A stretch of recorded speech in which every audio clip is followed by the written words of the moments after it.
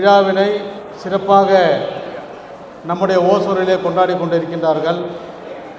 அந்த வகையிலே எல்லா வருடமும் எங்களையும் சிறப்பு அழைப்பாளர்களாக அழைத்து இந்த சபையிலே கௌரவிப்பதற்கு என்னுடைய மனமார்ந்த நன்றியினையும் வாழ்த்துக்களையும் இந்த நேரத்தில் நான் தெரிவித்துக் கொள்கிறேன்.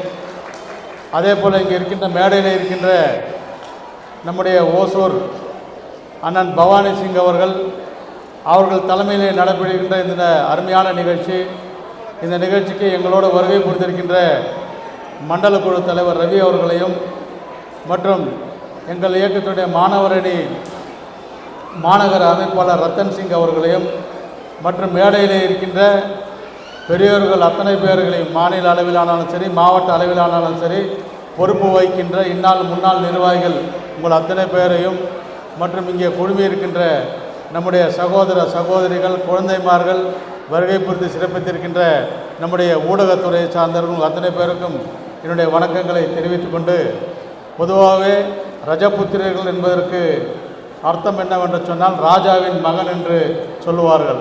அந்த வகையிலே ராஜாவின் மகனாகி இருக்கின்ற நீங்கள் இன்றைக்கு நம்முடைய இந்தியாவிலே பல்வேறு சோதனை காலங்களிலெல்லாம் இந்த இந்தியாவை எதிரிகளிடமிருந்து காப்பதற்காக போராடிய பல்வேறு மன்னர்களை கொண்ட குழுக்கள் தான் இந்த ரஜபுத்திரர்கள் குழு. இன்றைக்கு நேற்றைக்கல்ல நீங்கள் புராணங்களில் கூட இருக்கின்ற சத்திரிய வம்சத்தை சார்ந்த மன்னர்கள் எல்லாம் ரஜபுத்திர வம்சத்தை சார்ந்தவர்கள் என்று குறிப்பிடுகிறார்கள். உதாரணத்திற்கு ரஜபுத்திரர்களை பொறுத்தவரை இன்றைக்கு 3 குழுக்களாக இருந்தவர்கள் என்று சொல்கிறார்கள். அதாவது 3 வம்சங்களை சேர்ந்தவர்கள் என்று சொல்கிறார்கள். சூரிய வம்சம், சந்திர வம்சம், அக்னி வம்சம் என்று இந்த 3 வம்சங்களை இணைத்தவர்கள் தான் இந்த ரஜபுத்திரர்கள் என்பதை இந்த நேரத்திலே நான் இங்கே பெருமையோடு சொல்லிக்கொள்ள கடமைப்பட்டிருக்கின்றேன். ரஜபுத்திரர்கள் என்பது ஆட்சி என்பது கிட்டத்தட்ட 6ஆம் நூற்றாண்டிலிருந்து பல்வேறு 18ஆம் நூற்றாண்டு வரை பல்வேறு இடங்களிலே ஆட்சி புரிந்தவர்கள் தான் ரஜபுத்திர வம்சத்தை சார்ந்தவர்கள். அந்த வகையிலே நீங்கள் மிகவும் பெருமைக்குரியவர்கள், வீரமானவர்கள் என்பதில் எந்த மாற்று கருத்தும் கிடையாது. உங்களை போன்றவர்களோடெல்லாம் நாங்கள் இருக்கின்றது எங்களுக்கும் பெருமை என்பதிலே இந்த நேரத்திலே நான் மகிழ்ச்சியோடு சொல்லிக்கொள்ள கடமைப்பட்டிருக்கின்றேன். ஏனென்று சொன்னால் தொடர்ந்து நீங்கள் நடத்துகின்ற நிகழ்ச்சிக்கு எங்களை அழைக்கின்றீர்கள். அழைப்பதோடு மட்டுமல்லாமல் இந்த ஊரினுடைய வளர்ச்சியிலும் உங்களுடைய பங்கு பெரிய அளவிலே இருக்கின்றது. நம்முடைய மாண்புமிகு முதலமைச்சர் அவர்கள் ஆட்சி பொறுப்பேற்ற பிறகுதான் ரஜபுத்திரர்களுக்கு யுனெஸ்கோவிலே அவார்டு கிடைக்கின்ற வகையிலே வழிவகை செய்தவர் நம்ம மாண்புமிகு முதலமைச்சர் என்பதை இந்த நேரத்திலே நான் பெருமையோடு சொல்லிக்கொள்ள கடமைப்பட்டிருக்கின்றேன். அதே போலவே நம்முடைய ராணிப்பேட்டையிலே நம்முடைய ராஜா ஜெயசிங் அவர்களுடைய மன்னருடைய துணைவியாருக்கு சிலை வைப்பதற்கு கூட நம்முடைய அந்த பகுதியினுடைய அமைச்சர் அண்ணன் காந்தி அவர்களிடம் கூட நம்முடைய பவானி சிங் அண்ணன் அவர்கள் சொல்கின்ற பொழுது 2 முறை நாங்களும் பேசினோம். அதற்கும் மாண்புமிகு முதலமைச்சர் அவர்கள் வழிவகை செய்து அந்த சிலையை நிறுவுவதற்கு கூடிய விரைவிலே நிறுவுவார்கள் என்ற இந்த நேரத்திலே நான் பெருமையோடு சொல்லிக்கொண்டு, அதே போலவே நம்முடைய அண்ணன் பவானி சிங் அவர்கள் எப்படியாவது சென்னையிலே ஒரு சிலையை நிறுவ வேண்டும் என்று ஆவலோடு முயற்சித்து கொண்டிருக்கிறார். அதற்கு திராவிட முன்னேற்ற கழகம் என்றைக்கும் உங்களுக்கு உறுதுணையாக இருக்கும். ஏனென்று சொன்னால் ஒரு வரலாறு படைத்த பாரம்பரிய மிக்கமார்கள், ஒரு வரலாறு என்பது உங்களுக்கு உண்டு. நீங்கள் வட இந்தியாவிலே வட அமெரிக்கிலே பல்வேறு மாநிலங்களிலே இன்றைக்கு இருந்த பாகிஸ்தானை கூட நம்முடைய ரஜபுத்திரர்கள் தான் ஆட்சி புரிந்தார்கள் என்பது அனைவருக்கும் தெரியும். ஆக உங்களுடைய வீரத்திற்கும் உங்களுடைய நாட்டிலே நீங்கள் ஆற்றிய தியாகத்திற்கும் அளவிட முடியாது. அதற்கு இது ஒரு சிறு பணியாகத்தான் இருக்கும் என்பதை தெரிவித்துக் கொண்டு இந்த மேடையில் பேச வாய்ப்பளித்த உங்கள் அத்தனை பேருக்கும் என்னுடைய மனமார்ந்த நன்றியினையும் வாழ்த்துக்களையும் இந்த நேரத்தில் நான் தெரிவித்துக் கொண்டு, யுனெஸ்கோ அவார்டு வாங்கி கொடுத்துருக்காங்க. அதை சொல்லிட்டு யுனெஸ்கோ அவார்டு வாங்கி கொடுத்த நம்முடைய மாண்புமிகு முதலமைச்சர் அவர்கள் தலைமையிலே இந்த உங்களை பெருமைப்படுத்துவதற்காக யுனெஸ்கோ அவார்டு விருதினை வாங்கி தந்திருக்கிறார் என்பதை மகிழ்ச்சியோடு தெரிவித்துக் கொண்டு இந்த நல்ல சந்தர்ப்பத்திற்கு நன்றி கூறி விடைபெறுகிறேன். நன்றி, வணக்கம். நமது கௌரவ தலைவர் கொடை வள்ளல் திரு மோகன் சிங் பையா அவர்களே மற்றும் நமது கிருஷ்ணகிரி மாவட்டத்தில் மூத்த உறுப்பினர் மூத்த முன்னோடி திரு கிருஷ்ணசிங் பையா அவர்களே, பனந்தூர் கிருஷ்ணசிங் பையா அவர்களே மற்றும் பொதுச் செயலாளர், அதாவது பொதுச் செயலாளர்னா அவர் மேன் ஆஃப் தி மேட்ச், எந்த மேட்ச்சில் ஜெயிக்கலான்னாலும் அவர் தான் மேன் ஆஃப் தி மேட்ச். அந்த மாதிரி ஒரு பொதுச் செயலாளர் பிரகாஷ் பையா அவர்களே, துணைத் தலைவர்கள் விஜயகுமார் சிங் பையா அவர்களே, பிரேம் சிங் பையா அவர்களே, கோவை சுரேஷ் பாபு பையா அவர்களே மற்றும் ஓசூர் திரு கஜேந்திர சிங் அவர்களே, இணை செயலாளர்கள் ராஜேந்திர சிங் பையா அவர்களே மற்றும் குலாப் சிங் பையா அவர்களே, இங்கு மேடையில் அமர்ந்திருக்கும் செயற்குழு உறுப்பினர்கள், மாவட்ட தலைவர்கள், மாவட்ட செயலாளர்கள் மற்றும் இந்த விழாவுக்கு எங்கள் அழைப்பினை ஏற்றி வந்திருக்கும் எனது அன்பு இரத்த சொந்தங்களே, சகோதரர்களே, சகோதரிகளே, குழந்தை செல்வங்களே, அத்துணை பேருக்கும் எனது மனமார்ந்த பணிவான காலை வணக்கங்கள். புதுக்கோட்டை ரவி பையா என்னை ரொம்ப புகழ்ந்து பேசினார். அதாவது அதுக்கு நான் ஒருத்த மட்டும் காரணம் இல்லை. இதுக்கு எனக்கு முதுகெலும்பாக இருந்தவர் பிரகாஷ் பையா அவர்கள். இவர் இல்லைன்னா நான் இல்லை. அதாவது அவருடைய வாழ்க்கையே மொத்தமாக நம்ம சமுதாயத்துக்கு அர்ப்பணிச்சிட்டார். அதாவது ஓய்வே இல்லாமல் மொத்தமாக நம்ம சமுதாயத்து பணிக்காக அவர் மொத்த வாழ்க்கையை அர்ப்பணித்து நாளுக்கு நாள் ஏதோ ஒரு ஸ்கீம் போட்டு இந்த வளர்ச்சி பாதையில் போயிட்டுருக்கன்னா அதுக்கு காரணம் நம்ம பிரகாஷ் பையா அவர்கள் மட்டும்தான். ஏன்னா ஏதாவது ஒரு ஸ்கீம், அதாவது 20L ஒரு ஸ்கீம் கொண்டாந்தாங்க. அந்த ஸ்கீமில் இதுவரையிலும் ஒரு 7.5 லட்சம் ரூபாய் ஒரு ஃபிக்ஸட் டிபாசிட் போட்டு வச்சுருக்காங்க. இது சிறு துளிகள் பெரும் வெள்ளம்ன்ற மாதிரி கொஞ்சம் கொஞ்சமாக ஏதாவது ஒன்று டெவலப்மெண்ட் பண்ணிகிட்டே இருக்கார். அதனால் இந்த டிஎன்ஆர்பிஐ வளர்ச்சிக்கு நான் ஒரு காரணமாக இருந்தாலும் எனக்கு முதுகெலும்பு அவர் தான், பிரகாஷ் பையா மட்டும்தான். அதாவது நம்ம இந்த குடும்ப விழாக்களில் முக்கியமாக கல்யாண கேந்திராவில் சுமார் போன ஆண்டு மட்டும் நம்ம குடும்ப விழாக்களில் நடந்த கல்யாண கேந்திரனால் ஒரு 50 கல்யாணம் நடந்திருக்கு. இது நம்மளுக்கு கடவுள் கொடுத்த ஒரு வரப்பிரசாதம்.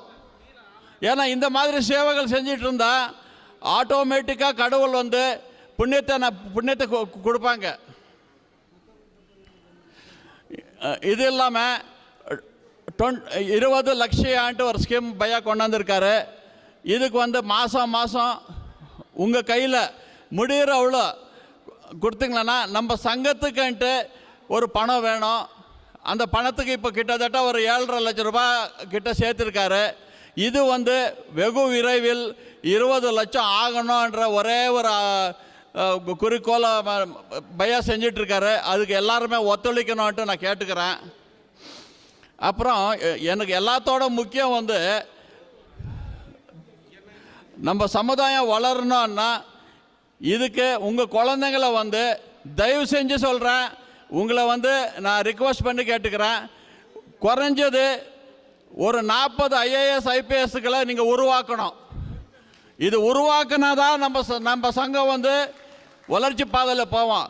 ஏன்னா இன்றைக்கி நம்ம மொத்த தமிழ்நாட்டில் ஒரே ஒரு IPS ஆஃபீஸர் தான் நம்மளுக்கு இன்றைக்கி கையில் இருக்கார். இது வெகு விரைவில் நான் சொல்கிறேன், நீங்கள் சாஃப்ட்வேர் இன்ஜினியரு, டாக்டர்ஸு அது இதுன்ற பதிலாக மெயினாக நம்ம சமுதாயத்தை காப்பாற்றுறதுக்கு IAS IPS இது கண்டிப்பாக தேவை. நான் உங்கள் குழந்தைங்களுக்கு ஏதாவது ஒரு டிகிரி பண்ணும்போதே அவங்களுக்கு ஒரு கோச்சிங் கொடுங்க. கோச்சிங் கொடுத்து அந்த பெருமை அவங்களுடைய தாய் தகப்பனாருக்கு மொத்தம் எங்கள் சமுதாயத்துக்கு அவங்க தேடி கொடுக்கணுன்ட்டு என்னோடய அன்பு வேண்டுகோள். கண்டிப்பாக குறைஞ்சது ஒரு 40 IAS IPS ஆளுங்க உருவாக்கணும். அப்புறம் சிலையை பற்றி சொன்னாங்க. அதாவது பகவத்கீதையில் போட்டிருக்காங்க, விநாச கால விபரீத புத்தி. காலம் உங்களுக்கு வந்து விநாச காலம் வந்துடுச்சுன்னா நிறைய புத்தி வந்துடும். அந்த மாதிரி விநாச காலம் வந்துடுச்சு. அந்த விநாச காலத்தினால என்ன செய்யணுமோ செஞ்சிட்ருக்காங்க. அது நிறைய நாள் வந்து அது நிற்காது. அதுக்கு கடவுள் துணை நம்மளுக்கு இருக்குது. அதுக்கு வந்து கிட்டத்தட்ட ஒரு 7 டிபார்ட்மெண்ட்டுக்கு வந்து கலெக்டர் வந்து எங்களுக்கு மனு போட சொன்னாங்க.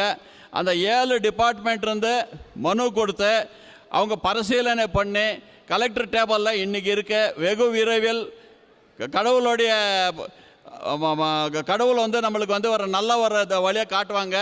அந்த சிலை வந்து வெகு விரைவில் அங்கே நிறுவப்படும் என்று உங்களுக்கு சொல்லிக்கொண்டு கூறிக்கொண்டு இருக்கிறேன்.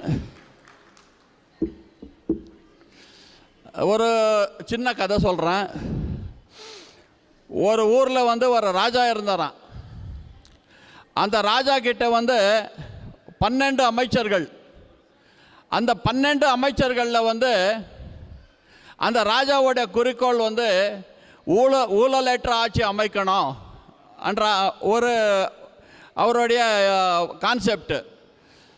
இதில் வந்து 11 அமைச்சர்கள் வந்து ஊழல் இல்லாமல் ராஜாவுக்கு வந்து ரொம்ப ரொம்ப கோஆப்ரேட்டிவாக இருந்தாங்க. அதில் ஒருத்தர் மட்டும் எந்த டிபார்ட்மெண்ட்டில் போனாலும் ஊழல் ஊழல் ஊழல்.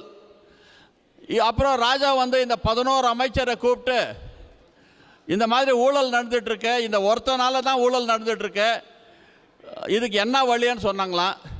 அப்புறம் எல்லாமே உக்காந்துக்கிட்டு அதாவது ஊழலே இல்லாத ஒரு துறை அவரை கொடுத்துடுங்க, எந்த துறை அதுன்ட்டு அவங்கெல்லாம் கண்டுபிடிச்சிருக்காங்க. அவர் வந்து கடல் துறை சொல்லிட்டு அது ஒரு கண்டுபிடிச்சி இவர் வந்து இந்த மந்திரி வந்து தினம் கடல்கிட்ட போயிட்டு கடல் அலைகள் எத்தனை வாட்டி வரோம் எத்தனை வாட்டி போவோம் இது மட்டும்தான் நீ கணக்கு கொடுக்கணும், வேறு எந்த வேலையும் செய்யக்கூடாதுன்ட்டு ராஜா உத்தரவு போட்டு கடல் துறை அமைச்சர்ன்ட்டு அவருக்கு ஒரு பதவி கொடுத்தாரு. இந்த மந்திரி என்ன செஞ்சாருன்னா அங்கே போன உடனே ஒரு சட்டம் போட்டார். மீனவர்கள் யாருமே உள்ளே செல்லக்கூடாது, ஏன்னா நீங்கள் உள்ளே போயிட்டு வந்தால் என்னோடய கணக்கு தப்பாக வந்துடும். அப்புறம் மீனவர்கள் எல்லாம் போயிட்டு இந்த மந்திரியை பார்த்துருக்காங்க. நீங்கள் போகணும், உள்ளே போகணுன்னா ஆளுக்கு 100 ரூபா கொடுத்துட்டு உள்ளே போகலாம்.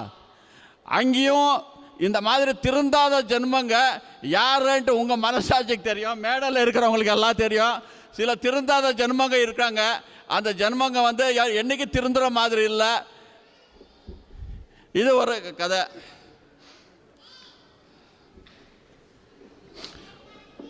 ஒரு ஊரில் ஒரு நாட்டாமை இருந்தாராம். அந்த நாட்டாமை வந்து அந்த ஒரு குக்கிராமத்தில் வந்து அங்கே இருக்கிற மக்களை வந்து ரொம்ப துன்புறுத்தி எடுத்துகிட்டு இருந்தாங்களாம். இதே மாதிரி எது செஞ்சாலும் அவருக்கு வில்லங்கமாகவே செஞ்சுட்டு இருந்தாங்களாம். சில நாள் போச்சு. சில நாள் ஆன பின்னாடி அந்த நாட்டாமைக்கு வந்து தீராத வயிற்று வலி, அவர் சாவர ஸ்டேஜ். அப்புறம் ஊர்க்காரங்களை எல்லாமே கூப்பிட்டு நீங்கள் எல்லாமே எனக்கு ஒரு உதவி பண்ணணும், நான் வந்து உங்களுக்கு வந்து ரொம்ப துரோகம் பண்ணிட்டேன், அதனால தான் எனக்கு கடவுள் இப்பேற்பட்ட ஒரு வியாதியை கொண்டாந்து கொடுத்துட்ருக்காரு, இந்த வியாதியை வந்து என்னால் தாங்க முடியல, அதனால் வந்து நீங்கள் ஊர்க்காரங்க எல்லாம் சேர்ந்து என்னோடய ஆசனத்தில் ஒரு பெரிய குச்சி போட்டு அடித்து என்னை சாவடிங்க, அப்போ தான் நான் என்னுடைய ஆத்மா சாந்தி ஆகும்னு சொல்லிட்டு ஊர்க்காரங்களே சொல்லியிருக்காங்க. அப்போ ஊர்க்காரங்க முன்னாடியே இருக்கேன் திரும்பி யாராவது செஞ்சிடுவானான்ட்டு இல்லை நாங்கள் செய்ய மாட்டோம், அந்த தப்பு வேலைலாம் நாங்கள் செய்ய மாட்டோம் சொல்லியிருக்காங்க. திரும்பி இவர் வந்து கூப்பிட்டு உங்களை கையெடுத்து கும்பிடுறேன், என்னால் வயிற்று வலி தாங்க முடியல, தயவு செஞ்சு என்னை நான் செஞ்ச தப்புக்கு என்னை சாகடிக்கணும் நீங்கள் சொல்லிவிட்டு அதில் யாரோ ஒருத்தர் ஏதோ ரொம்ப கிஞ்சி கேட்டுக்கிறாருன்ட்டு அவருக்கு அவருடைய ஆசனத்தில் ஒரு பெரிய குச்சி வச்சு அடிச்சிட்டாங்க, செத்துட்டார். சத்த உடனே போலீஸ் ஜீப் வந்து அங்கே இறங்குது. இவர் சாவும் போது போலீஸ் ஜீப்புக்கு போலீஸ் ஸ்டேஷனுக்கு ஃபோன் பண்ணிட்டு தான் இந்த சாவடிங்கன்னார். அதாவது இருந்தும் வாழ வைக்கல, சத்தும் வாழ வைக்கல, இந்த மாதிரி ஆளுங்க யாருன்ட்டு எல்லாருக்கும் தெரியும். இது ஒன்று. அதுக்கு பின்னாடி ஏதாவது இந்த மாதிரி நிகழ்ச்சிகள் கூப்பிடும்போது இங்கே வரும்போது தான் நம்ம அதாவது ஒரு 10 வருஷத்துக்கு முன்னாடி நாங்கள் யார், எங்கே இருக்கோம், சம்பந்தமே இல்லாமல் இருந்தோம். ஆனால் இன்றைக்கி கொஞ்சம் கொஞ்சமாக கஷ்டப்பட்டு அந்த எல்லா மாவட்டத்திலையும் இருக்கிறவங்கள அந்த சம்பந்தத்தை உருவாக்கி இன்றைக்கி வந்து எந்த மாவட்டத்தில் ரஜபுத்திரர் யார் இருக்காங்க, இப்போ அந்த மாவட்டத்தில் ஒரு பொண்ணு வேணுமா, ஃபோன் பண்ணால் அவங்களோட ஹிஸ்ட்ரி பூரா தெரியும். பையன் வேணுமா, அங்கே ஃபோன் பண்ணால் அங்கே அதனோட ஹிஸ்ட்ரி பூரா வரும். இந்த மாதிரி நாளுக்கு நாள் ஏதோ ஒரு கடவுள் புண்ணியத்தில் நாங்கள் முன்னேறிட்டுருக்கோம். இதுக்கு வந்து உங்களுடைய ஒத்துழைப்பு கண்டிப்பாக எங்களுக்கு கொடுக்கணும். இந்த மாதிரி ஒவ்வொரு விழாவுக்கு இது வந்திருக்கிற ஆளுங்க பத்தாது, இது 2 மடங்கா 3 மடங்கா 10 மடங்கா ஆகணும்னு சொல்லிட்டு கேட்டுக்கிட்டு எனக்கு வாய்ப்பளித்தமைக்கு நன்றி கூறி விடைபெறுகிறேன். நன்றி, வணக்கம்.